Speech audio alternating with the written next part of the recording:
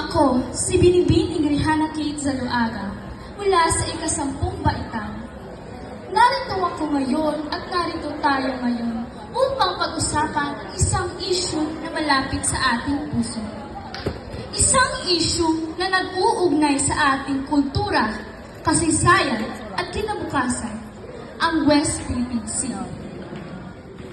Ang dagat kanluran o West Philippine Sea ay isang opisyal na pagtatalaga sa pamahalaan ng Pilipinas sa mga silangang bahagi ng dagat timog China na nakapaloob sa eksklusibong zonang ekonomiko ng Pilipinas. Dito matatagpuan ang Scarborough Shoal at Spratly Island.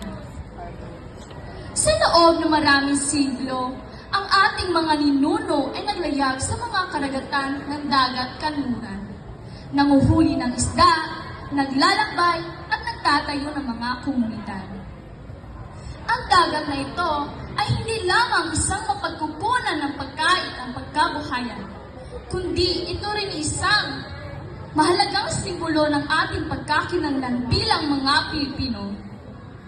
Ngunit makalipas ang ilang taon, ang ating karapatan sa dagat kanluran ay hinamon.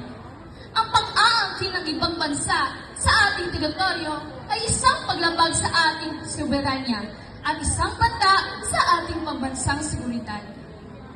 Hindi tayo dapat magatubling ipagtanggol ito.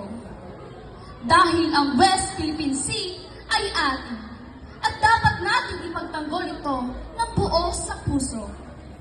Ang ating mga mangingisda, ang ating mga sundalo, at ang ating mga bayani ay patuloy na nagbabantay sa ating teritoryo at nararapat lamang suportahan natin sila. Ngunit ang pagtatanggol ay di lamang tungkulin ng ating mga sundalo, ng ating mga mangingisda, at ang ating mga bayani. Ito ay tungkulin ng bawat Pilipino. Dapat natin palakasin ang ating pambansang pagkakaisa at magkaisa tayo sa paglaban sa anumang pagtatangka na agawin ng ating teritoryo. Ang West Philippine Sea ay hindi lamang isang lugar o lupa. Ito ay ang ating puso, ang ating kaluluwa, at ang ating pagka-Pilipino. At hanggang tayo nabubuhay pa, ipaglaban natin ang ating karapatan sa minamahal nating karagatan. Sa pamamagitan ng pagkakaisa, maaari nating maipakita sa mundo na atin ang West Philippine Sea at hindi na tayo mag-aalinlangan na ipagtanggol ito. Ang ating mga boses ay magiging isang malakas na tinig na maipapahayag sa ating kalayaan at katatagan. Atin ang West Philippine Sea. Muli, ako si Binibining Rihanna Kate Zaloaga. Maraming salamat sa inyong lahat.